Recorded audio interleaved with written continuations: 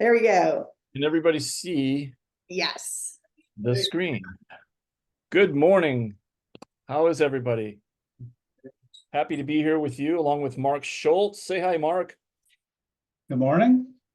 All right. Morning to all. So far, so good. Um, we appreciate you guys taking the time to be with us this morning. We realize that the changes that we're seeing in our industry are kind of really important and felt, that it would be really good to create an opportunity to kind of sit down together and kind of go over some of the things that have been in the works as it relates to the NAR proposed settlement. And so putting this whole thing together, there's a lot of stuff here, candidly, and we're going to try to give it to you in bite-sized pieces. That's why we've set it up in three parts. Wasn't quite sure when we came up with this how the parts were going to be divvied up. But for today's purpose, I think we're going to mainly be focusing on the residential listing agreement and also be giving you some background on the settlement with the purpose of getting you familiarized with this stuff so that you're going to get comfortable and being able to talk to your clients about this, both your sellers and your buyers, because that I think is going to be the key component to moving all of this forward in the smoothest fashion possible. So we've got part one today, obviously. We're here. Part two is on the 31st of July, this Wednesday at 10 o'clock, and part three will be on Friday. I think Wednesday we're going to be looking at the buyer representation agreement, and Friday we're going to be looking at the purchase agreement and then just trying to wrap it all up. These things are recorded, so you'll be able to check them out on demand. And for those who can't make all the sessions, you'll also be able to see them from the convenience of your own home. So now I'm just trying to get this to move forward. Today's topics that Mark and I are going to be talking about is the proposed NAR settlement, just a very brief overview. We wanted to kind of touch on the DOJ getting involved in this a little bit. We want to then also give you the dates that you really need to know. You've been hearing kind of different dates and this and that, and it's time to kind of anchor those in and then kind of get moving forward. They're going to kind of do a deep dive into the revised residential listing agreement and actually the whole bundle that CAR's put together because they've rearranged some things and added some forms. We're going to look at the HomeSmart file review checklist that's been updated to reflect some of the new forms that have been put in place as a part of this whole NAR proposed settlement. And then we'll go for some open discussion, answering and looking at questions that come up.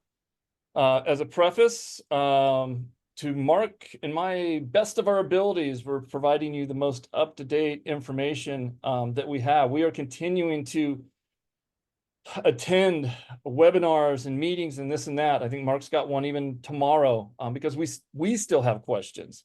But we're going to give you the most accurate information we have on the NAR settlement, MLS changes, and CAR forms. But if you were involved with or around when COVID and PEDS were going on, or even for that matter, the FHDS, all the information presented herein is subject to change because it is a dynamic and evolving kind of situation that we're in right now. And we're already seeing changes, month to month, week to week. What we're not covering today, and if we get questions on these things, we'll probably want to defer them to when we are covering them for the sake of time and not creating more confusion, is the buyer representation, broker compensation document and the related forms, and the purchase agreement and related forms. And these are going to be covered later next week. And we don't know what we don't know. And relevant questions from today that we can't answer will be researched and answered at the next training. So Can't I just guess? well, we can give you multiple choice, Mark. And then you can, do your best, right? Sort of like the license test. Well, I'll make my best guess at answering any questions. There you go. Well, it worked for both of us on the exams. But anyway, for any of you who are Modern Family fans, I just figured I'd throw a little Phil Dunphy in here. That if Phil can do it, so can you. So why don't we get started here? Do you want to run through some of this here real quick, Mark? And it's just simple overview stuff. And I'm going to put something in the chat once I can find it. Yeah, I mean, basically, we probably all kind of understand what's going on the, there was a lawsuit. It had to do with the essence of the beginning of it. A long time ago, the DOJ was involved in the commission situation. They made an agreement, and then the government kind of backed out and have made an agreement with NAR about a year ago, but now they backed out and started up again with where we're at now on the commission side. This lawsuit was really about sellers theoretically not realizing that the money that was being given to the listing agent was being split with somebody. That's the essence of the legal issue. We know better than that, but it is what it is. So that's how it kind of started. And in Missouri, it's easy to do these suits. That's why if you want to know why it was in Missouri, it only takes 8 jurors, not 12, on class action suits to get a decision. And so that's why they picked that state. Basically, it's kind of a money situation. So, but it is what it is, and that's where we stand now. So that's the overview of why we're doing it, why it's being done this way, and the changes that will take place. And 6 months from now, we'll all be into the practice of what needs to be done, and won't make a difference of we'll forget about all this other stuff, and it just become day-to-day business again. And so that verdict came through on the 31st of October, Halloween of all days in 2023. And then you might recall there was a bunch of copycat lawsuits that started to appear across the nation, and it looked pretty grim in many respects for NAR because that $1.78 billion award actually gets tripled because of his antitrust. So we were in like the $5 billion range. And so I think what happened was that the class action party and NAR realized that if anything constructive is going to come out of this situation, they needed to find a way to settle. And so on April 23rd, prior to April 23rd, there was a petition to review to the court to review the a settlement that had been reached between the parties. And then on April 23rd, 2024, the U.S. District Court in Missouri granted preliminary approval of the NAR proposed settlement. And that's when things started to roll and start to start implementing some changes that were contemplated by the settlement. And so here are the basic terms. If you want to run through those, Mark, I almost have the stuff I want to put into the chat.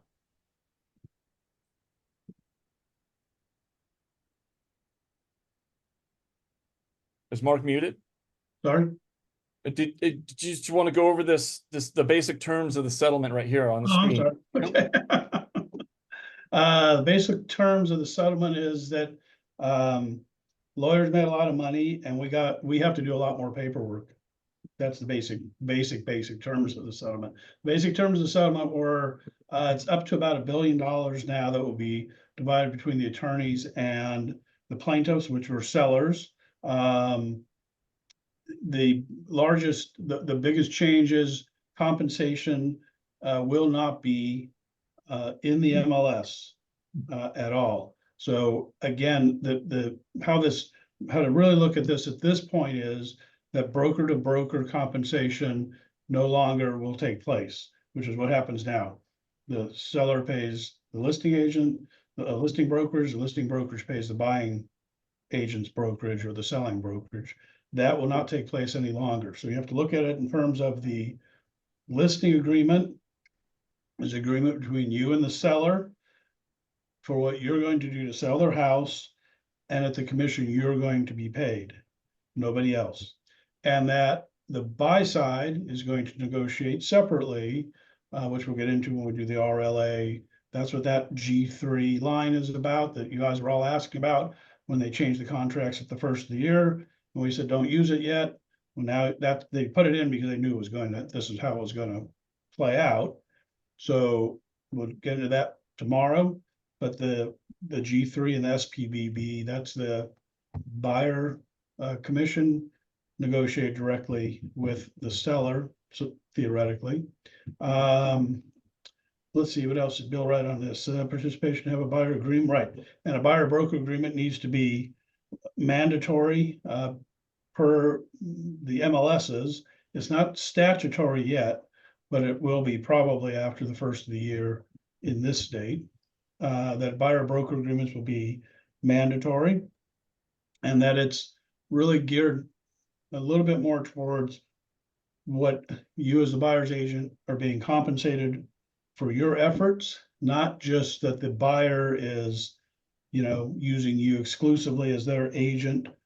Kind of reverse that a little bit. So it's how much they're paying, and still how long are you going to be with the client as their agent. These forms now have changed, 90 days maximum on the buyer broker agreement right now. And there's a shorter version one, which we'll get into again tomorrow, which is 3 houses or 30 days. So there's 2 different forms you can actually use in that sense. Release provided to brokers with a principal who's a realtor, right? And then everybody's kind of, if you're, with a brokerage, our situation, the main thing you can say is, yeah, we are protected from any lawsuits coming out of this or going forward. So that's the basic terms. And I added a NAR settlement fact sheet into the chat for those of you who really want to dive into more details, but we wanted to just give you kind of general overview there. And basically, question came up a while ago, but just to reemphasize, as long as you comply with the new rules, HomeSmart Realty West agents are included in the release. So we got that going for us. Here's just kind of an overview from NAR of what the timeline looks like. We are right around in here, late July, where we're implementing the practice changes. August 17th is when everything's supposed to go into effect. And then more court stuff in September with the hearing for the final approval from the court happening in November, right around Thanksgiving. Want to talk a little bit about the Department of Justice, because Mark had alluded to them before. They have made it clear they want to eliminate sellers from paying a buyer agent commission, or seller brokers, broker sharing. And then the Department of Justice has met with the Consumer Federation of America. And not to go down a huge rabbit hole, but I just wanted to make you guys aware of what that means. The Consumer Federation of America is like a consumer advocacy group that does a lot of stuff across the nation regarding just anything from dealing with real estate to I don't know, they have a whole bunch of different things here, antitrust, auto loans, all that good stuff. Specifically as it relates to us and California, on July 2nd, they had published a report on the proposed seller listing agreement. They had been meeting with the Department of Justice. They're basically feeling that some of our forms are confusing and not consumer friendly and that kind of thing. And so they've got the Department of Justice's ear. The Department of Justice continues to look at the CAR forms that we're using at this point.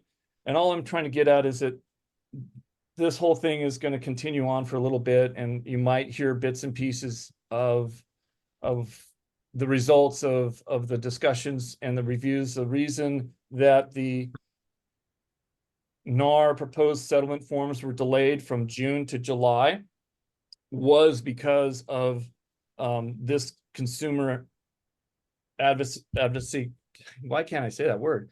Advocacy group, and them talking to the Department of Justice, and the Department of Justice getting involved with CAR, and CAR's continuing to provide forums and discussions with the DOJ. There's no really indication where this review is headed or when it's going to be over, any of that kind of stuff, but just something for you to know.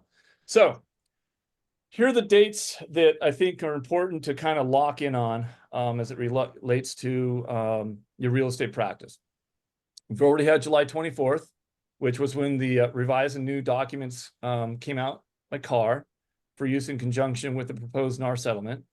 And we've talked about how the settlement is going to require that the shared compensation fields in MLSs be removed. Well, for those of you who are members of SDAR, that's happening on August 12th.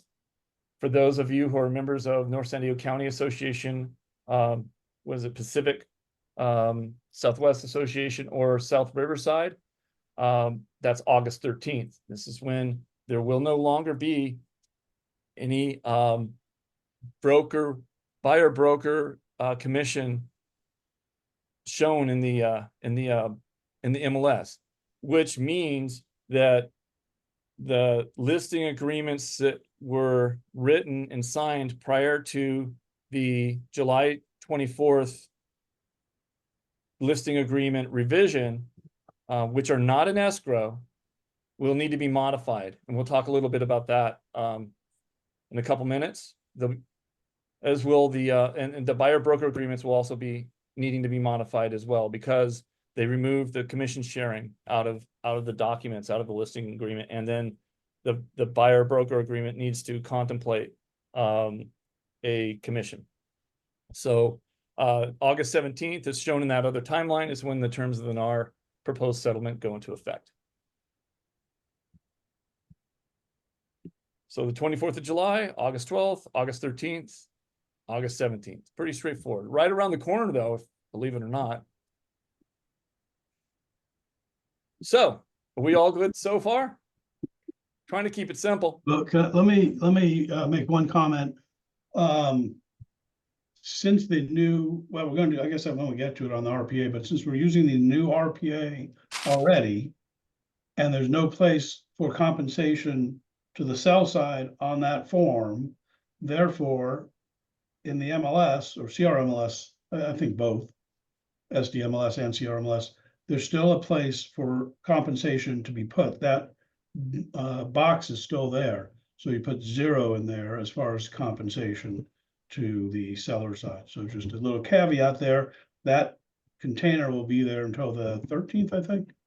Then they're taking it out, or the 17th, one or the other. But just as a reminder, there's no compensation from the listing side to the buyer side. So in the MLS, you put 0. Don't leave it blank. Yes, I do have, I'm sorry, this is Michelle. I do have a question. I have a client that agreed to 5.5. It was done back probably a month ago. We're coming to market probably at the end of this week. So should I be telling her she's no longer has to pay that, or should I be sticking with the 5.5 that she's agreed to? Well, she never had to pay it. I mean, nobody's ever said that a seller had to pay a buyer's agent. That being said, though, yes, I mean, the you know, what you're putting in is just the listing side on the listing agreement, nothing to do with the buy side. So how are we going to split that 5.5? Whatever you do, 3 and 2.5 on the listing agreement will be 3 only, nothing to do with the buyer whatsoever, which we'll get into more. But wait, I think I get what he's asking. If you go on the, when are you going on the market? I will be going on probably she? the end of this week, or definitely by Monday of next week. So I Thanks, guess it depends on if you'll be in escrow or not by the 13th, because if you're in escrow, you're fine as you are. Well, no, the RLA right now, the new RLA, as of last week, there is no place to put.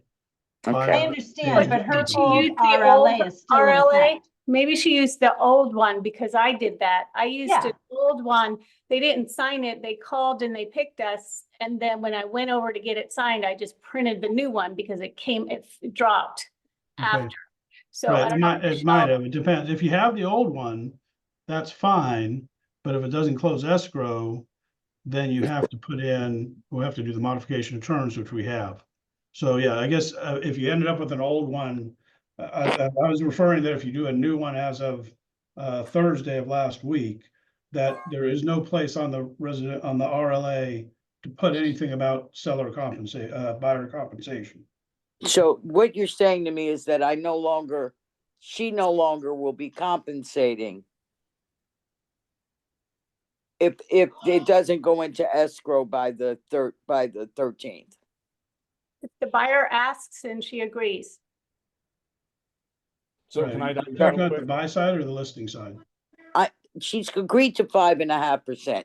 She didn't care how it was split, but 5.5%. She recognized that we would, at the point we were talking, that the buyer's agent was paid by the seller, even though the seller brings no money to the table.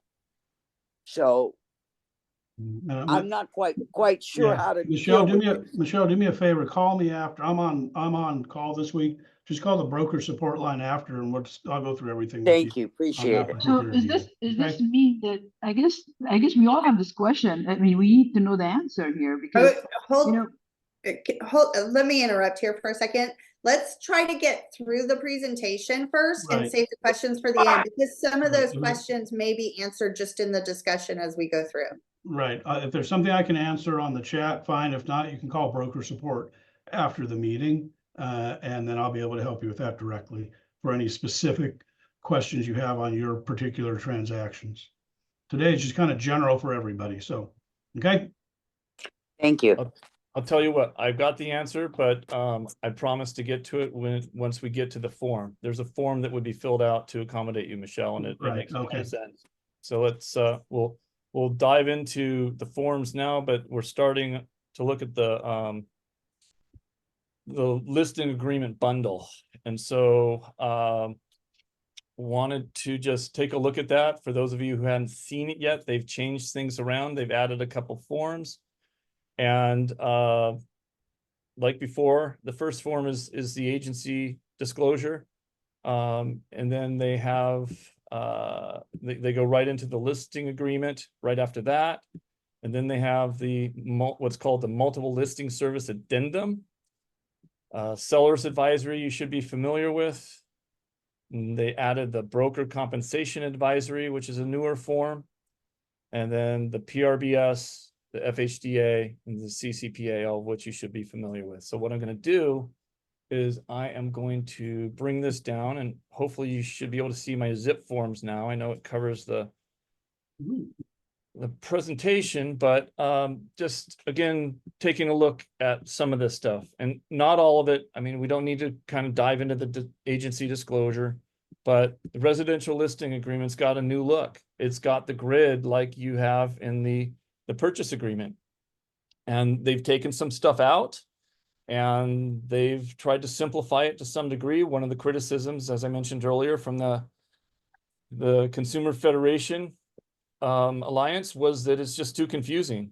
They had an attorney from Buffalo who's also a teacher at a college there review it, and then specializes in contracts, and said she couldn't even understand how the contract works. So, you know, it's probably a little bit exaggerated on their part to emphasize, you know, their agenda and their point, but nevertheless, CAR took that extra month of delay to kind of even clean it up even more. Bill, can I say something real quick? Sorry to interrupt. Yes, sir. You're live. Can you X out the forms and documents? There you go. Okay, that better. Everybody can see a little bit better. Okay. Okay, go on. Thank you. So just running through it kind of quickly. One of the things I completed one of these earlier in the week, and the thing I couldn't find was the listing price. It's like right here, but it's like very small, at least for me. So anyway, you've got the term, listing period, listing price, whether it's a manufactured home or a probate, the compensation. This is the big kind of paragraph that when you're in the town halls, they talk about the 2C, right? First of all, having the statutory statement that the commissions are negotiable, but then getting into the seller broker's commission, this percentage, which is only for the listing side. The next item 2C2 is causing some confusion because people are looking at this. Oh, well, this is dual agency. Well, no, it's not. It's intended to be here for the situation in which a buyer is unrepresented.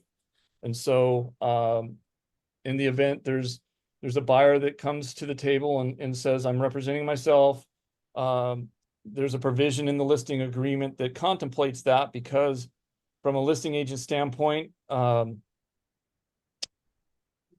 there's more work that needs to be done when somebody comes unrepresented. And we can get into that later if you guys want to dive into that, but this is intended to accommodate that scenario. And then, you know, this is a similar paragraph that we've had in the listings with a continuation period for identified buyers, and then the obligation that the seller might have to other brokers if, let's say, it was an expired or canceled listing that now you're following, whether or not there was an obligation that the seller you're working with has. And then similar to like the RPA, you've got these paragraph references for all this stuff that you'll find the bulk and the meat of the text in the back. So Can I a throw lot of the other stuff. my color commentator on C? Can I say a couple of things about paragraph C real quick? So as you can see, paragraph C, what we used to have was how much is the total compensation going to be, and how much of that's going to somebody who's cooperating with you. That's gone. This is it. Compensation to seller's broker only. How much is the seller paying you, the listing agent? Nothing else. And so that's it. There's no other provisions in this contract for any compensation to another brokerage for anything. So keep that in mind. And as Bill said, on the next paragraph, which is C2, think of that as if you've ever done any consultations before, if you've ever been in a consult where somebody says, hey, I don't really need an agent, but I need some help with paperwork and this and that, and you know, that sort of thing. That's what this provision is. How much you're going to charge for that to the seller, because there are going to be buyers that are going to come in and say, hey, I don't need an agent, I'll do this myself. And you have to let them do it. But you know, it's going to be more work for you. So you tell the seller right up front, look, this may happen. Therefore, I'm putting a provision in that if I end up being a counselor for the other side, not representing them in any way, shape, or form as agency, but helping them out with paperwork and so on and so forth, I'm entitled to get paid for that as well. Might be $2,000, $3,000, but whatever you think your time is worth in those situations, if you've ever done any consultation before where you weren't really an agent. So that's what that is. And that's the big part of this whole RLA is C, basically. Those two are all brand new. Back to Bill. Just real quick, I uploaded this form into the chat that you can download. It's the quick guide for revisions to the listing agreement. As Mark said, seller side only compensation, no line for cooperating broker compensation, unrepresented compensation, and then we get into the MLS stuff. We'll talk about concessions in a bit, and the BCA, which we'll talk in a bit, grid format we mentioned, and then this line right here, which ties back to what I was mentioning with that Consumer Federation, that it's friendly and easier to read, anyway, and a little bit about the bundles. So let's see that way. I'm working off of 3 screens, so anyway, I'm trying to see if there's anything else left that we want to look at in the listing agreement, Mark. Any a lot of it's kind of the same stuff that we all know.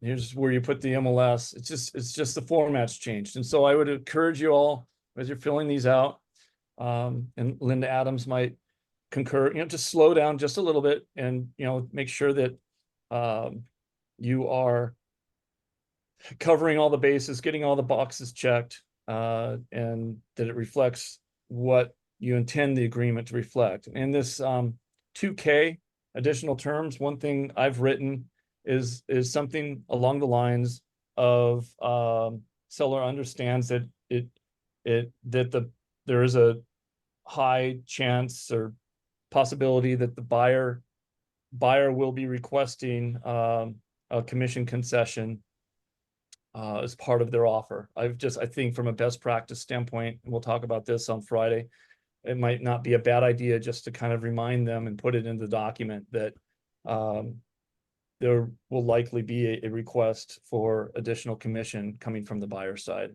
as a part of an offer. And again, this is all just the meat and potatoes of this document. So let's see if I can move this out of the way. Get back to here. Bill, really quick, a couple haven't been able to find it, and now I went looking for it and I can't find it. The quick guide, can you put the link again for the quick How guide? about if I hit send? I put it in there, but I didn't send it yet. Oh, Just gotcha. right now. I went to car and clicked it up in the magnifying glass and it came right up. Okay, perfect. But there it is. He's got it now. So let me see. I forget what I put here. Yeah, that's what I put there. Okay, so we touched on that. Let's look at the MLSA real quick.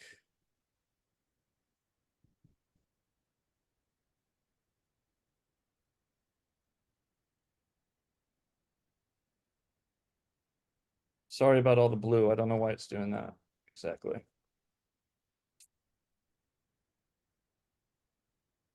So this is a newer form, and it expands on what was in the original listing agreement. You might remember it was an area that had to be initialed, and just kind of goes through the benefits of using the MLS and sort of the clear cooperation policy stuff.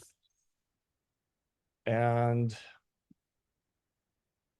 what I wanted to get to on this form was the concessions piece. Originally, the concessions was in the listing agreement that was supposed to be released in June of 2024, and they changed it around to add this, I believe. That's my recollection. And so as far as concessions, there's been a lot of questions about what can a seller or listing agent put in the MLS under private remarks or whatever, as it relates to the willingness of the seller to contribute to closing costs or to buyer agent commission and that kind of thing. I'm gonna say at this point in time, it's still a little bit of a hazy gray area. I don't know if Mark has a different viewpoint based upon the meetings he's been in, but it seems like the safest road to take is to not put any kind of numerical number or flat fee or anything like that in the MLS, and that you want to have on this form, if you do want, there's a box on the MLS now that is allowed to be checked if the seller is willing to consider offers asking for concessions. And that's where you get the approval from the seller to authorize checking the box on the MLS. Note that the default is that the seller does not authorize the broker to put that language in the MLS, or check the box. But you know, if you do check 5B2, you then would be able to have a very kind of broad statement in the MLS regarding concessions. And the other point that's been bantered about is that this statement is not a binding statement on the seller, that there's nothing binding in the MLS as it was previously with buyer agent commission sharing. Just because the seller acknowledges in the MLS that they might consider concessions, it doesn't mean that they're bound to do that. It's kind of like a case by case kind of basis, it seems like. Anything you want to add to that, Mark? Yeah, so, the concession, I personally think it's gonna get us in trouble with the DOJ. Because people are thinking that concession is gonna be a quote unquote, oh, they're willing to pay a commission. And that's what they're not gonna like, so we'll see how this goes. I do not know if SDMLS even has that yet. Anybody can comment on that if they're more familiar with SDMLS. Sal was not gonna put it in to the very end, if at all. He runs the SDMLS. So this is a kind of a concession to like, oh, instead of everybody calling the listing agents and asking if there's a commission, we as sellers can put in a concession. And that's kind of a trigger that there's a commission being paid. We'll see how it goes. I mean, I it was mean, if I maybe a was- month ago. Well, It we was can, maybe a month ago, but CRMLS told us absolutely not. You can't put anything to that effect. It negates the whole thing. yeah, right, putting seller concessions in. Yeah. I agree, but it's there and it's in the MLS. And so if you put No, in that the it's for seller is, closing. It's like when you close, that's where you put what concessions you paid, not in the listing. not in the listing. Well, it's. It's in the um, closing section, like when you mark it sold and it says, how did you, Right, type Oh, of and- financing and if you gave concessions, but not part exactly. of what is that in will the be listing. expanded as well, by the way, to commission. So Yeah. you'll see, so there'll be a concession and commission and so on and so forth paid, so that under appraisers can see it. But this is gonna be, no, this is in the MLS. There's gonna be a box in the MLS that will show on, when somebody goes to the MLS, it will say seller willing to pay $20,000 in concessions. Right there for the world to see. And the idea of that was to get around the commission part, I think. So I think it's gonna cause trouble. And we'll talk about this, I think, in best practices on Friday of, a lot of people are gonna do a lot of different things. And so, some of it, we'll hear from what happens when you start getting transactions in. See, a lot of this, nobody knows. There's no best practice because it's never been done before. So we don't really know until buyers, sellers, listing agent, buyer start actually interacting after the 17th to see what happens. And so I will say this, because Kimberly, you do a lot of listings, and Linda and all you guys, I mean, we can talk separately, but I think as a listing agent, if you have a conversation with your seller that says, look, Mr. Seller, this is how it is now. There's one form for me and one form for the buyer. As far as commission, this form is just what I'm getting paid. You should be prepared that you're going to get another form called an SPVB from the buy side that's going to ask for commission as well. Just, that's just the way it's going to be. Instead of it on one form, it's going to be them asking, and whatever they negotiate with their client, and then they're going to ask you to pay it. And that's, be prepared for that. That's, if we really want to get into it real quick with the concessions and all this, to me, I think that as a buyer's agent, I think of buyers, you negotiate the transaction with the amount with your client, and then you do the G3 on the contract, on the RPA when we get into it, and an SPVB, and you negotiate whatever it is. I mean, I don't want to see every buyer call, have every listing agent get 50 calls, are you paying a commission or not? And I don't even know if that's allowed, honestly. The more I read about this, the more I see about this, I don't know that you're even, as a listing agent, are you allowed to say to the buyer's agent, oh, the seller is willing to pay? I don't know about that even anymore. I mean, everything's kind of in flux, and Bill and I are still learning. And if you call car legal, it's like, whatever, we're gonna talk to Robert and see some of the finer points of what's going on, type of thing, of what you have to be careful of and what we have to protect you and the brokerage of. of what can and can't be said, so. Sorry, that was my take that was my take on concessions. We'll have to see how it goes, because it's not even gonna be in every MLS, so.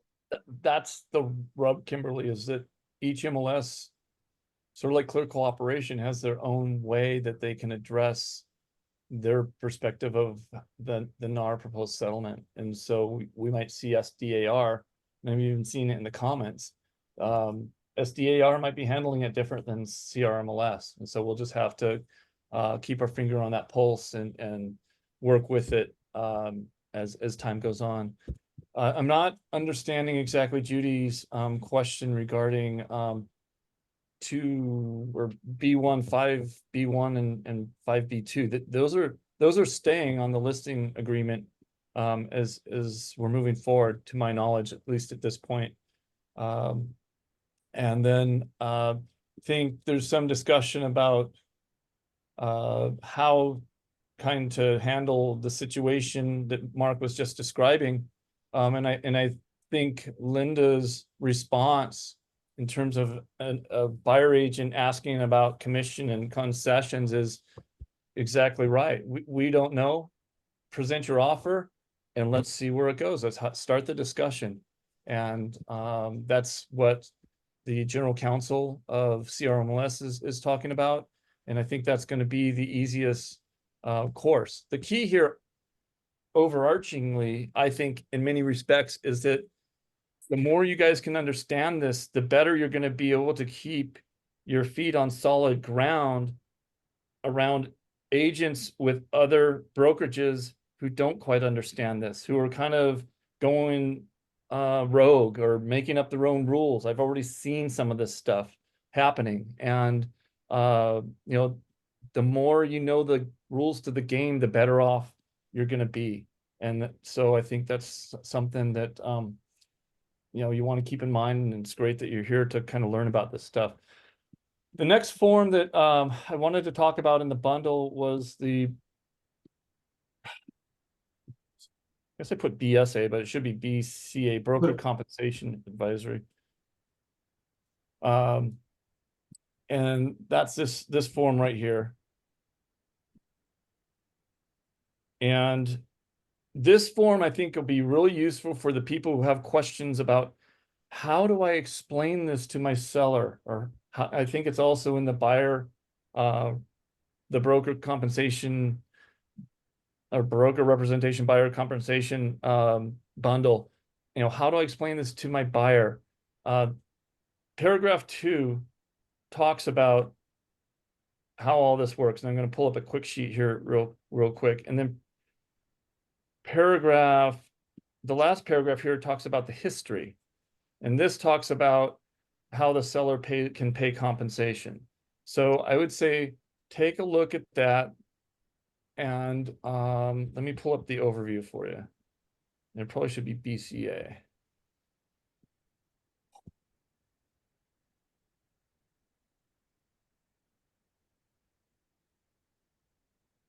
There it is.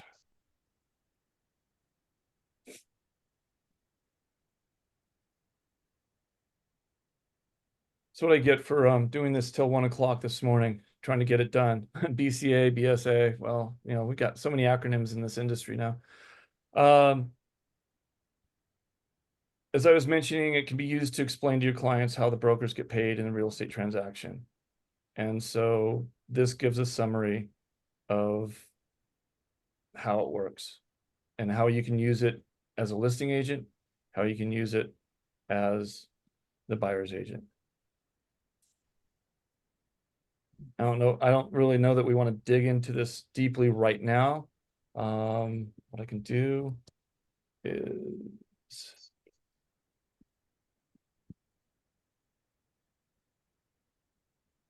put the link right there. You'll just need your car credentials, and that will get you to that form.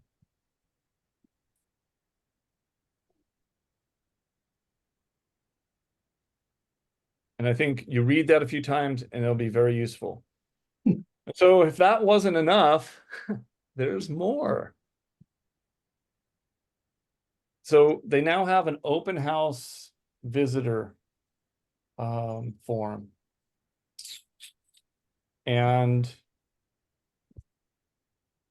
this was going several directions for some time as well, because initially, after the approval of the settlement, the question became, well, if I have to have a buyer representation agreement for every buyer that I show a house, what do I do about open houses? And so they came up with this open house visitor non-agency disclosure and sign-in, and it kind of mimics a brokerage sign-in, but it's intended to basically provide a certain sense of understanding on the part of the buyer that comes to the open house, that there is an agency, you're not representing them, and it's supposed to basically protect us as agents from potentially being viewed as having to have a buyer representation agreement. It also gives us some direction here. And what I want to do is there's a frequent asked question about this. It's almost easier to go to the frequently asked questions than it is to review the form, because I kind of give you a high level summary of what's that all about. Uh-oh. It's not letting me in now. That's wonderful.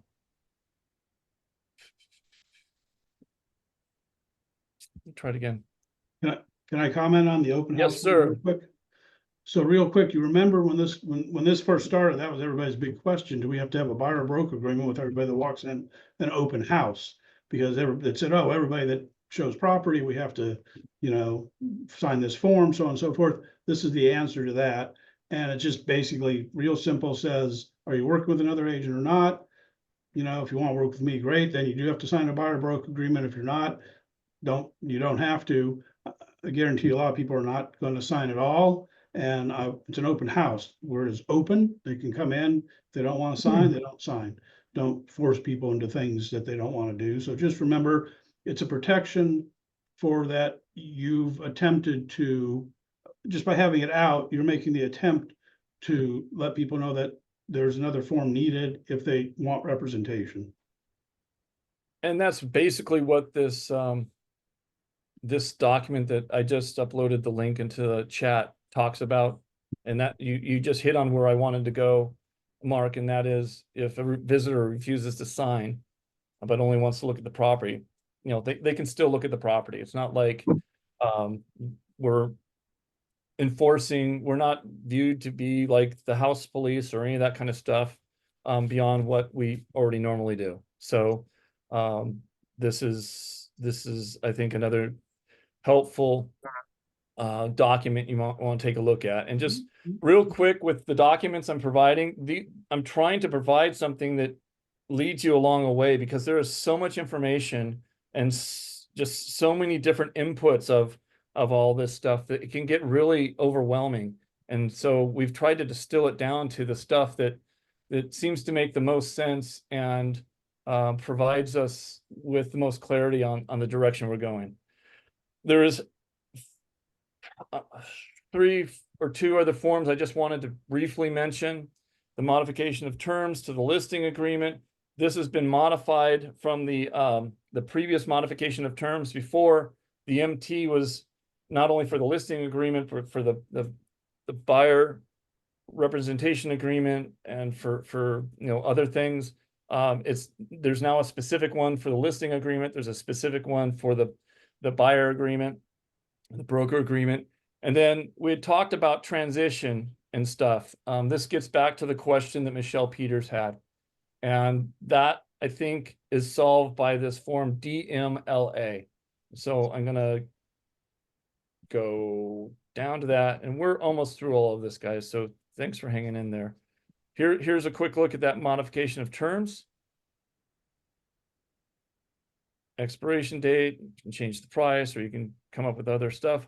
One thing I did want to point out with this, and it's also in the listing agreement, and this gets back to why it's important for you to get your documents into our file retention in a timely manner, because management and Roger actually have the right to decline a listing or decline a modification to a listing, but it's within 5 days after execution.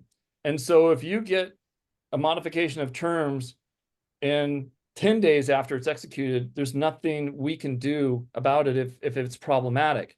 But I don't know that it's in your best interest to put yourself in that position. So I just encourage you to, get your documents in an efficient manner so that there is an opportunity for management to review the documents, and that this 5-day window doesn't expire before file review can take a look at the document.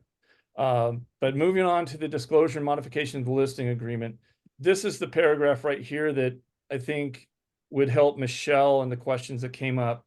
And it basically, in the last sentence, is reducing the compensation by the amount authorized to be offered in the MLS.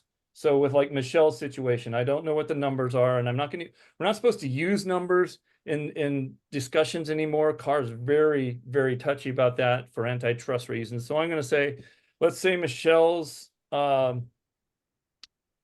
listing agreement says that she's offering total compensation is X, all right? And the compensation going to the buyer's broker is Y. What paragraph 2 is saying is that we're now modifying the listing agreement to the amount of X minus Y, which should leave the remainder of what was intended to be for the listing agent as the commission. Bill, Hopefully can that you makes please some go sense. to the top of that so I can see the name of that document? It's the DMLA. DMLA. Okay. Yeah. And this is a temporary form, and we don't think it's going to be needed for more than, several months, just to basically get the legacy listings out of our system. But it's something to just kind of have in your back pocket, because that's how that's going to work with situations like Michelle described.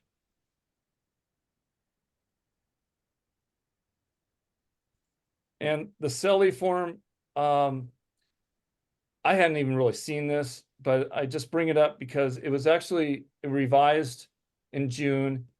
It's a form from like 2013. It's the seller's direction to keep the property off the internet, and mainly it deals with comments. Like there's a selection in the MLS that allows you to turn off comments on public web pages like Redfin and Zillow if there's a comment section. And I've run into problems with comments coming in on stuff that's being displayed and the seller not being real happy about it. So I tend to turn those off.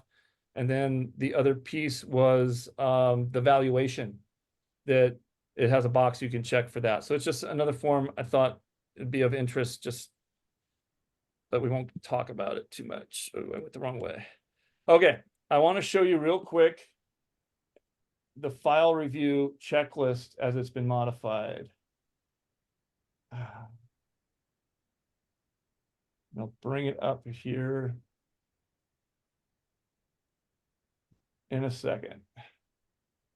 Rusty's done a great job putting this together. We're just going to look at the listing documents, but here's your list of listing documents that have been updated in RSA. And you can see that we have the MLSA, the BCA, the DMLA we just talked about, and the open house and visitor non-agency disclosure in that list. Can I ask a question that's pertinent to Michelle and me? Uh-huh. So the DMLA says that you need to do a modification of terms. Why doesn't it just do it on the form? What are you referring to specifically? So it says the need to modify your listing agreement. It says you mutually, it says that you need to modify your listing agreement, and you do that on the regular MTLA? No, you're doing it here. Paragraph 2 is the modification that needs to be done. based upon the NAR settlement requirements. So it just, I know, but signing this form, does that just mean that the cooperative compensation is gone, or that you need to do another form No. Yeah, removing yes. it? I mean, it mean you don't need to do another form. This will reduce the compensation, as it says in the last sentence of paragraph 2, to only the listing side's compensation. It's removing the shared compensation from the original listing agreement. Thank you. Hi. Sorry. Whoa. I apologize. I'll put it in chat. Okay. All right. So I again, just want to add really quick, regarding the checklist. We will have it. It's currently not in RSA, but it will be uploaded to RSA today. And we will also send out an email. Even though this is showing as a checklist of required documents, we always we want it to be out there, to get everybody used to the new checklist, new requirements. You can start using them. Excuse me. You'll be notified by file review if you are not using the new documents. In other words, we're a little bit more relaxed on file review while you're all getting used to using the documents. And we will notify you of, basically through file review, but it'll also come out from us when the sort of drop dead date is, where we're gonna push something back to you and not give you that complete file. But we want you all to get used to it, see the checklist, so you know what's coming. Good off that. so that's what we have for today at 10:58 a.m. Let's take a look. The NAR fact sheet, Bill? page 2. Bill. Okay, sir. Did you mention the tickets are on sale for Wednesday's seminar? I was going to go into that. And after- I think they're going fast too, so. Well, I'll throw that in, and then we have some questions. Here's the link for signing up for July 31st.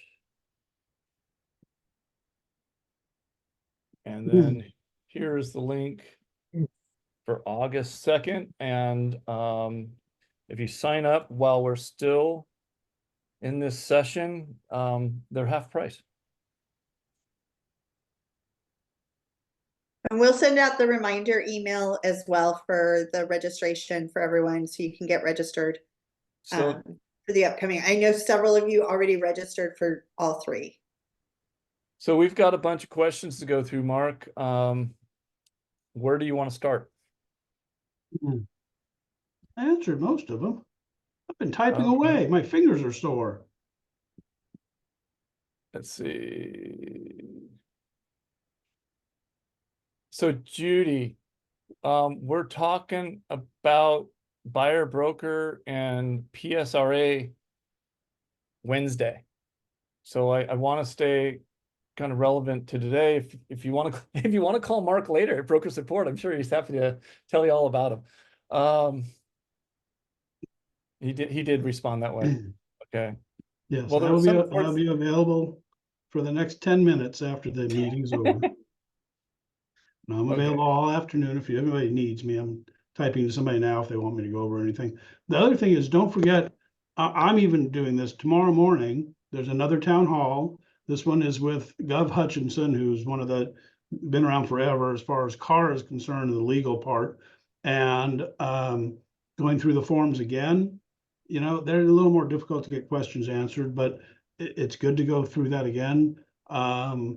There's also a free class from Online Ed. If you haven't signed up yet, the CAR made arrangements for Online Ed, which is usually a fee, have 2 classes, which is a kind of a bundle deal, which is the BR, whatever, I still can't get the acronym. The buyer broker agreement is one of the classes, and the RLA is the other class, the bundle of all the forms in there. So there's a class there, and it's basically just specifically somebody from CAR, either Neil, who you've seen, one of the attorneys, or Gov, doing the webinar, but just on that package alone, more and, you know, more extensively.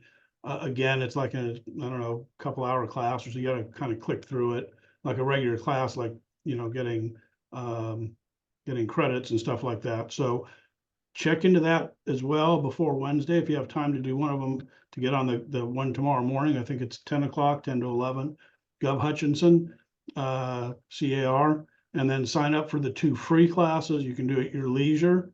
They don't take long, but they're definitely worth getting, you know, and normally those classes are whatever, $100 or $150 they charge for. And so yeah, get them while they're still giving them out for no charge. And they'll be much more in tune with what's going on as well. So, okay. So we got 2 hands up, and I'm gonna bring Steve Richards up and then Audra. Can you Steve, hear me you're on. okay? Can you hear me okay? We can hear you. Cool. I got 2 questions. First of which, on the RLA in paragraph C, where they talk about compensation, this is also the same on the buyer broker form as well. So this will answer a question for tomorrow. But in paragraph C under compensation, it talks about a percentage. It talks about a dollar amount, or it says checking a box, see compensation schedule attached. When you click that box, it does not bring up a secondary form. So what form would you like us to use if we have something different or more wordy than a percentage and a dollar amount? Do you want it on an addendum? Do you want it on a Word document? How do you want that? And then after you answer that, I have a second question for you. Kelly, that might be for you or for transactions. For us, it doesn't matter. I mean, it's not an addendum per se, because it's just between you and the seller. You might just, you know, type a form that says whatever commission, additional commission or commission payment schedule or whatever.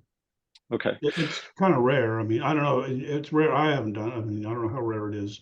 I did it once. If you sell for this price, you get this much, and if you sell for that price, you get less. Okay, so any document is fine and just have the seller sign it. You're good with that? Yeah. Kelly, are you good with that? I am so sorry because I was reading other questions, so I missed the question. Kelly, you have to stay after class. I know. I will pay attention. Attention for you.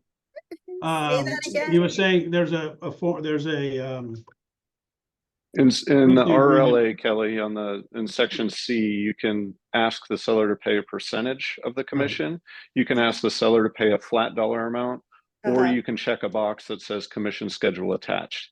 There's no document that populates when you check that box. So are you okay if we just type it up on a Word document and have the seller sign it? For now, that sounds fine.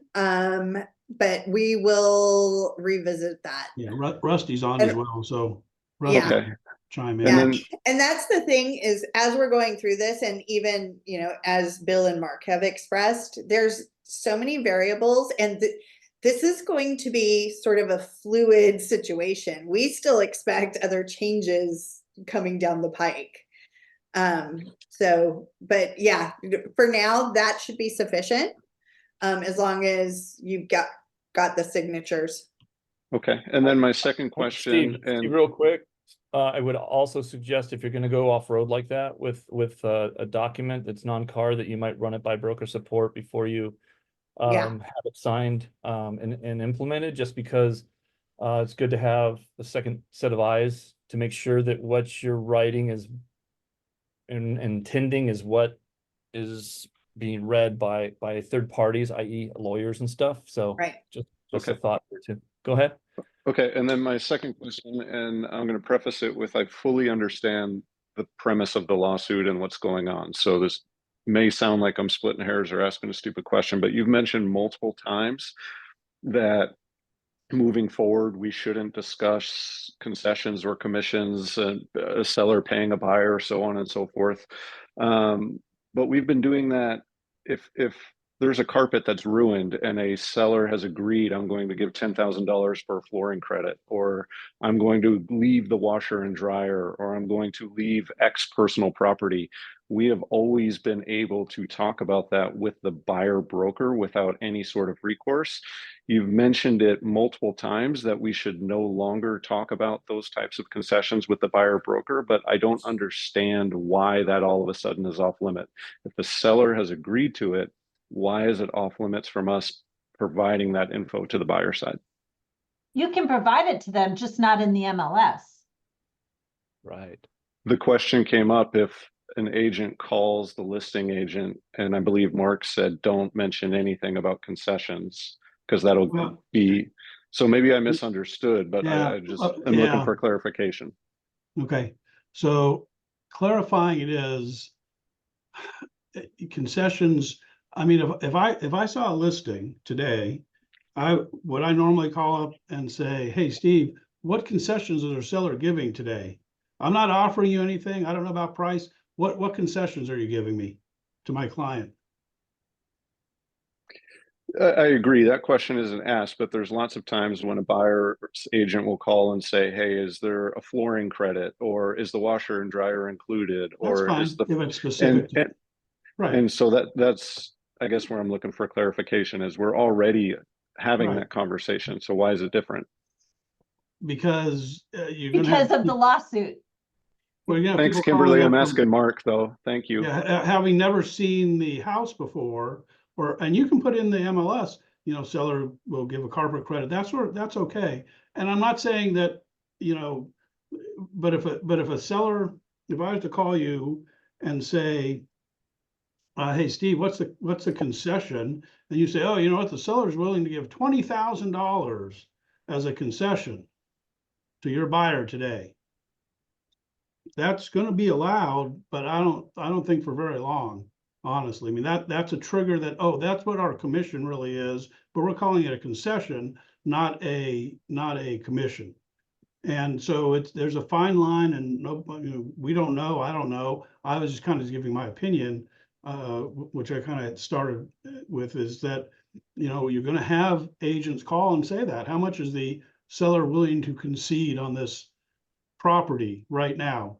Have you seen the property? No. Have you made an offer? No. But I want to know what the concession is going to be.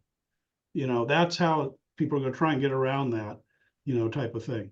And again, is it allowed? Yeah, I mean, it's in the MLS. It's, on the CRMLS, it's line 3, line 1. There's things in there. How much is the seller willing to, concessions? But that's, to me, I think, going to get people in trouble. And again, that's just kind of my opinion, but you can utilize that in that way. But I mean, it's rare that somebody's going to call up and ask for how much the concession is, or put a concession in the MLS prior to even showing the house. I mean, we've never really done that in the past. There hasn't been a place to even put it other than in remarks, private remarks, and now there's a place actually to put it in the MLS. So that's, what the concession was from the MLS, is to like trying to let people know that, yeah, we're paying a commission on this house.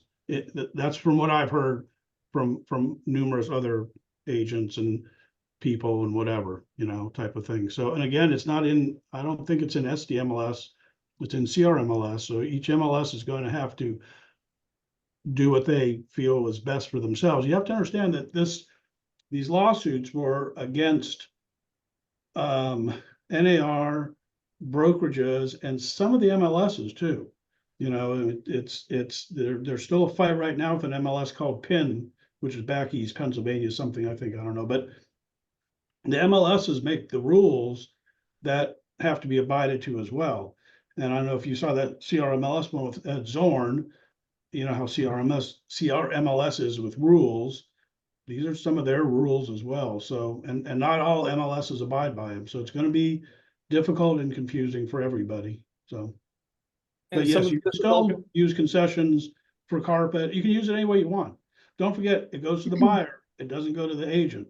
So even though it says the seller may do 20,000 in concessions, the buyer might say, great, I'm going to keep that. I don't have to give it. I'm not going to give it to you. So who knows what's going to happen with that. And all of this is going to evolve as we start putting things in practice. I mean, remember, these forms have only been out for a couple days. Mark, if you want to take a look at Kimberly Burdett, since you are a lender, and just address that in chat, because I'm going to bring up Audra, who's been waiting patiently. And she wants to go back to the. I don't see Audra in here. Okay, so No, you're looking for Kimberly, Mark. can you hear me? We Okay. got you, Audra. Yes. Okay, so I sit on the education committee for our local SRCAR office, and I've been involved with a lot of the town halls and a lot of the trainings. And not to challenge you guys publicly here on this forum, but I would like to have a sidebar so that I can kind of roll into some of the other stuff. And because I think there's some confusion on how information's been presented.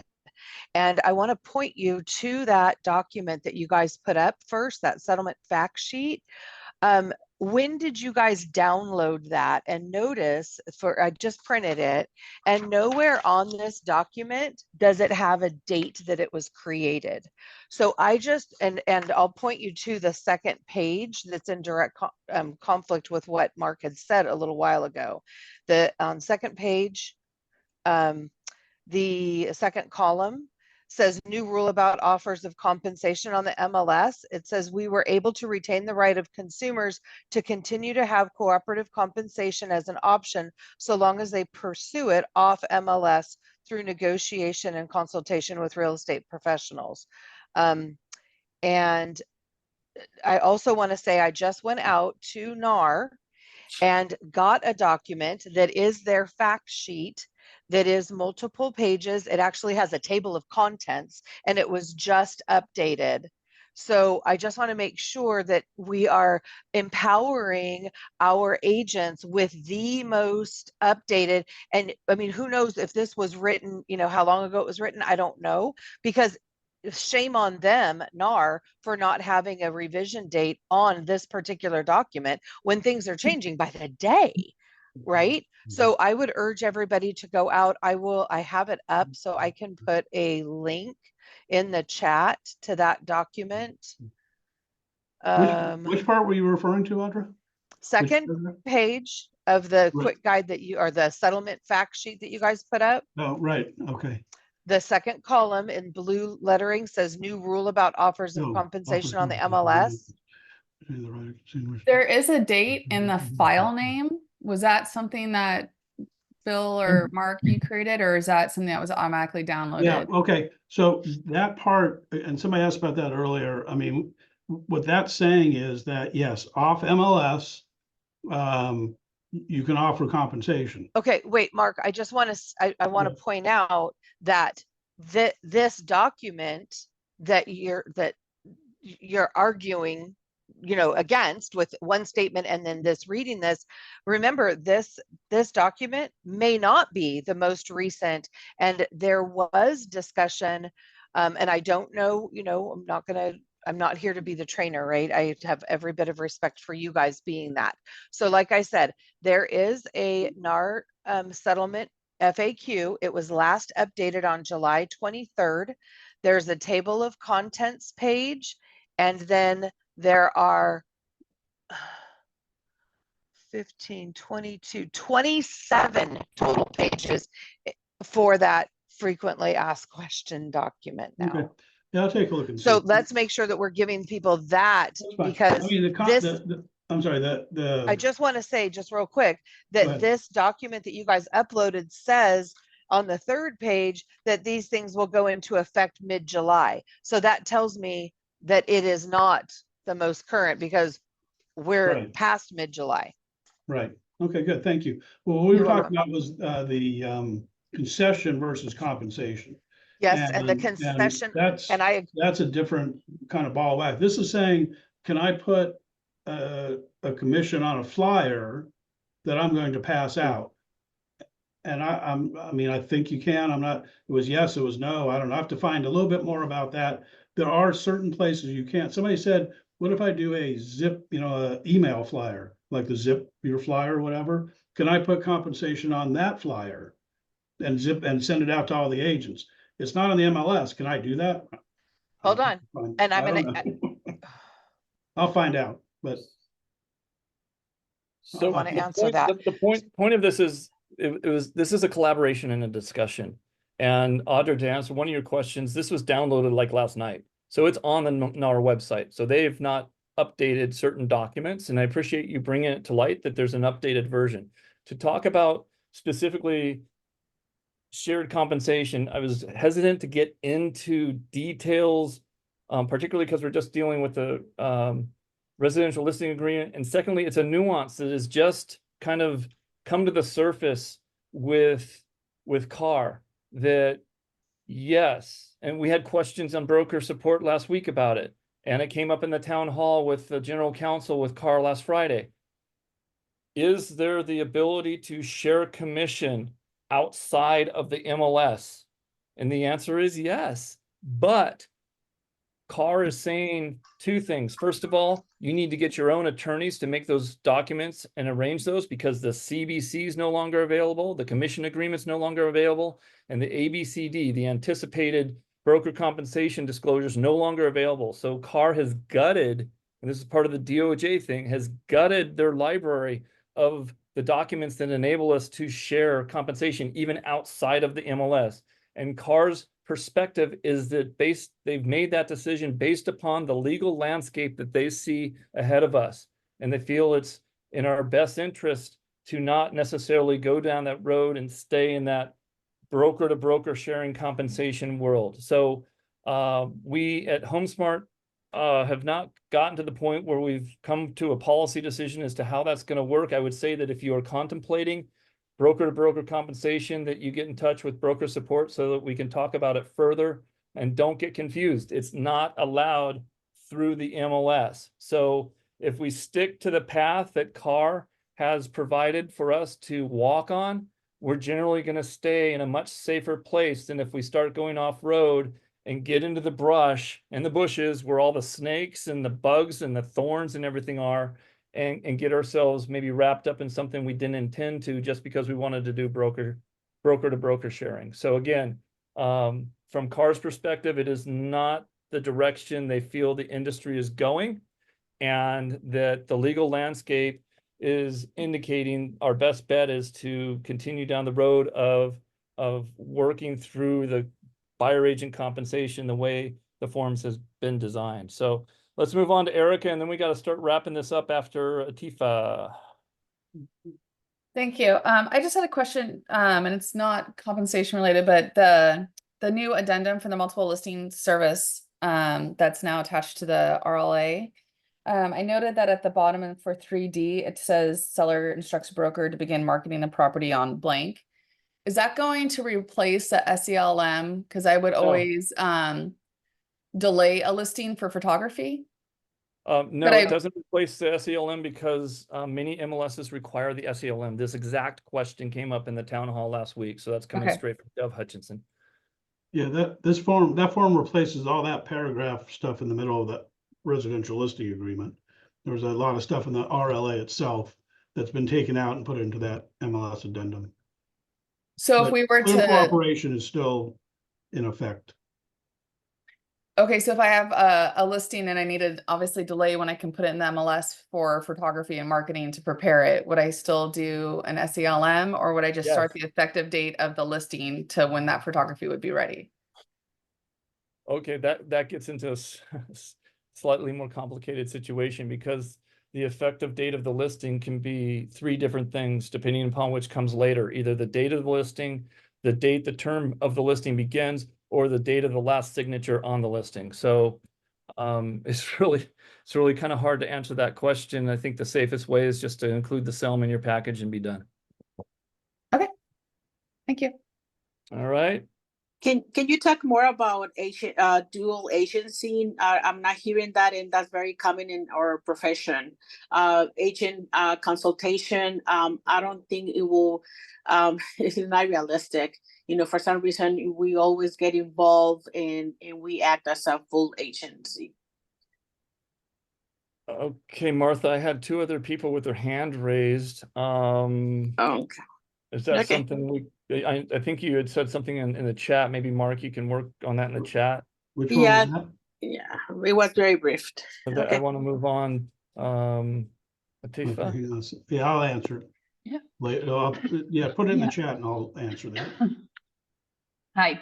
So I guess through listening to everybody, I kind of got the answer of my question, but I still want a little bit clarification because I heard it from different source that you're not allowed to advertise as, on the flyers, outside of the MLS at all, which I think at one point I heard that you guys are confused. You still don't know if you can or if you cannot. So I still have that question. And the other question is that if we are a member of MLS and NAR and all that and paying for them. Right now, I don't see, is there a benefit to be with them at all? If we can do this outside of the being a member, and what I'm hearing, if you're not member, it's the only time you're, liable or it is, you have to follow the rules is because you're their member. If you're not, then you don't have to. Am I understanding that correctly? And if we are their member, we want to stay with them, what's the benefit then?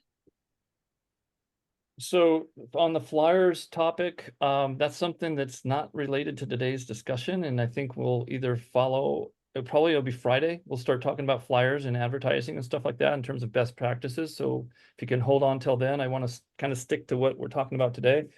And really, the member of the MLS question is, it's a personal choice, but I can say for me personally, I get a lot of benefit from the MLS. I get a lot of benefit from my association, whether it's through training or through collaboration with other agents, all those types of things. So for me personally, I much prefer kind of given choices. I mean, try not using the MLS for a couple days and taking people out on listings and stuff like that. It's virtually impossible. And that means you don't have access to lock boxes very easily either. So I'd suggest, I'd like to speak to this too, just from a brokerage standpoint, because Roger and Home Smart Realty West are Real Acquisition Inc. And according to the CAR bylaws, because we are members, our agents must be members. At this time, we are not, especially because of CAR bylaws, we're not looking to disassociate with NAR. So we all have to because we're with you guys, basically what you're saying. Correct. Pretty much with any brokerage. Any brokerage in California is going to be a member of NAR. Yeah. That's according to CAR bylaws. Otherwise, we get fined a large amount. Interesting. So. Okay. Thank you. All right. Mm-hmm. Kimberly.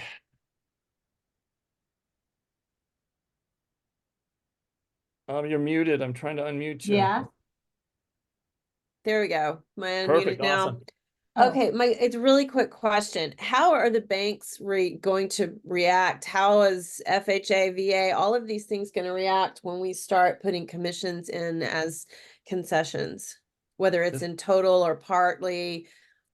Can you speak to any of that? Mark certainly can as a lender, but my understanding it's pretty much all been dealt with. Yeah, as far as the concession. So the situation on the concession is that, and right now, all of the lenders, secondary market, Fannie Mae, Freddie Mac, Ginnie Mae, which cover basically all the conforming loans, will allow the commission to be paid as a concession, but not, or a closing cost, but not count towards the concessions that are what we would call concessions we've been using prior to the commission. So in other words, if on a certain loan, it's the concession 6% max, then the commission doesn't count towards that. So you can still do, a 6% concession plus the commission.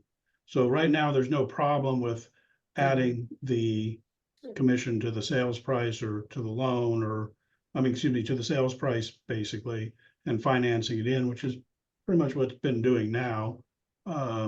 It's just basically the sales price. So, and it will continue to be in that vein at this point. Okay, thank you. And I'm gonna, looking at Greg Thompson's comment, we're not talking about it, but I'm gonna break my own rule and address this because it's one of my kind of like pet peeves. Greg says, write any buyer commission on any purchase contracts on any listings. They can always counter.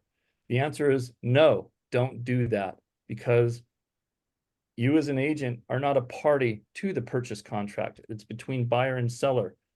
Agent commissions still are not to be contemplated on purchase agreement related documents. They danced around that with the SPBB because they referred in the purchase agreement to another form that then contemplates the commissions.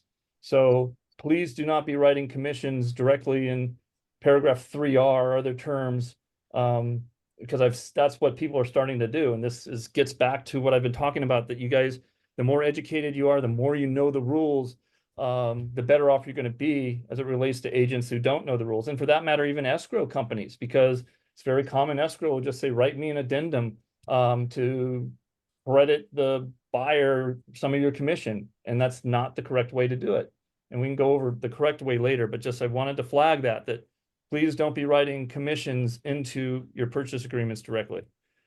Okay, and Greg meant the other form. Okay, cool. We're on the same page. Is there anything else outstanding in the questions, Kelly or Mark? Because I think it's time to get out of here. It's been an hour and a half. Nope, I'm good for now. If anybody has questions, we can bring some stuff up again on Wednesday.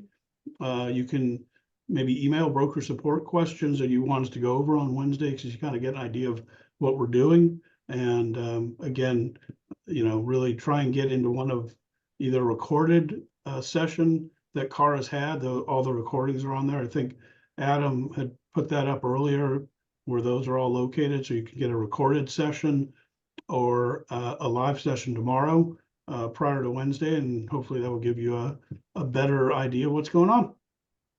And if you want more training like this and stuff, I think Kelly is going to be sending out a survey. And you might want to talk a little bit more about that. Yeah, so, and this will be our first time to do it from our system. So you guys are on Real Smart Agent. We have Real Smart Broker on our side. So you will be getting a survey. We want your feedback on these classes as we're going through, and we'll be building upon them. We'll also start when we do in-person classes as well. We'll have a survey form for you to fill out. So watch for it. It'll be coming from our system. So I believe it will have the email address, something like virtusmart@hsmove.com or something to that effect. So watch for it. We definitely want your feedback so that we can start building upon these as we're doing these trainings for all of you. Right. And when you get that survey, don't forget who answers your broker support questions.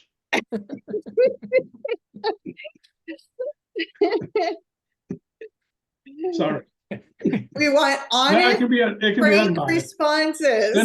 If you want Mark to pick up the phone, it better be all fives, right? You can send them in anonymously. It's okay. No, honestly, if there's something you disagree with in what we're talking about, it's new to me too. Bill and I, this is new to everybody. So we're doing the best we can to keep up with it, but who knows? It's, the forms just literally just came out Thursday. When you think about this, it was supposed to be out a couple weeks ago. They had to take them out, change them. And so stuff is just really, in flux. So we're happy to learn. If you hear from other brokerages, I try and get on stuff with EXP and some other see what they're showing, what they're training, let us know, because we're happy, to learn as well as you are. So, okay, good. And speaking to the changes too, we all had a meeting, myself, Roger, Bill, Mark, Rusty, last week. And I think there was a form that we pulled up. I don't even remember what it was. And Mark said, I just had this up 2 days ago and it's different now. So things are changing. Like I said, it's very fluid. So we want your input too. If you're hearing something, thank you for the contribution, Audra. If you're hearing things, if you know what's going on. And I know besides Audra being on the education committee with SRCAR, we also have Julianne Polito, who's on the education committee with SDAR. So we want those contributions. We welcome them. Bring attention to anything that if you hear it here but you know of something more, because we're all better for it with that collaboration. So thank you. I agree. If you got stuff from other boards or bring it on. Let's see what everybody else is doing. And by the time this really gets implemented, who knows? I mean, we'll have to really see how people deal with this on the 17th. I mean, you know, it's one thing to do the forms, another thing to have, and everybody's being taught a little bit differently probably as far as best practice. So yeah, if you talk to other agents or you talk to other let us know. Happy to see what they're doing as well. Thank you. Thank you. I Yeah, we're done. appreciate Oh, that. Auditor? I do have a quick question to make sure that I didn't misunderstand what Bill said in the acronyms of, but then the statement was made with a sentence. There is a space on the RPA, the only place that a buyer can ask for the seller to pay for a commission is in the purchase agreement. That's the only place that it can be asked and considered by the seller. And thus, then when that document, if it gets ratified, it's then that the seller is obligating themselves to pay that commission. So I'm very confused to hear Bill say, do not put any commissions in the RPA. What did I miss? Sorry. Paragraph 3G3 has a checkbox in the RPA. And it talks about the seller Okay, I'm going to it. paying for the buyer broker commission. Right. And then it triggers the SPBB. So the contract, the purchase agreement itself does not directly contemplate the commission, and the and basically that paragraph 3G3 is asking the seller to pay on behalf of the buyer, and the buyer is showing what they've paid or they've agreed to pay in the BRBC on the SPBB. It's like I see what you're acronym saying. I salad. see what you're saying. So it's this. Okay. So you're saying don't put it in a note field or an other don't area. say It seller to has pay be on Audra that. 3% or X% or whatever in 3R. You use the SPBB to address that. Okay, that's what I wanted to make sure. I And knew I was missing something. It's Thank this you. nuance. Yes. It's so anyway. Right, that's what the G3 was for. Remember when that new contract came out and everybody's questioning, am I supposed to use G3? What does this mean? I'm not getting paid if I don't check this box. Everybody remember that from last year when the new contract came out? That's what it was for. It was anticipation of this is what was going to happen. And so if you just check G3, it automatically opens up an SPBB, and then that's what you use to communicate with the seller.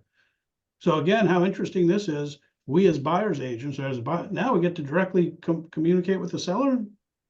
That's not allowed, is it? Sorry, I just thought I'd throw that out there. We'll discuss that on Wednesday. But basically, the SPB form has to be delivered by the listing agent to the seller, so that the seller can decide what they want to pay commission from your offer. It's part of the offer, basically. It's the same thing as sending in any other forms with the offer. And then But Wednesday we'll discuss all that thoroughly, Bill. Wednesday or Friday. And Greg's asking about advertising. I think that will be a Friday topic as well. And Mark will work on getting clarification on some of that stuff. He's in a big meeting tomorrow. So anyway, it's an ongoing journey. And we're stoked that you guys are along with us. And give us a call if there's any questions. Broker support's available. And we'll go from there. Kelly, are we signing off now? We are, and I just want to thank everybody for being here. I missed our final head count. Folks have been, but we definitely had a great turnout. I know we had over 200 registrations for today. So thank you, because this is all for you. And we want to make sure that everyone is staying up to speed, even in some of the craziness and all that. So thanks, everyone. And we will see you on Wednesday.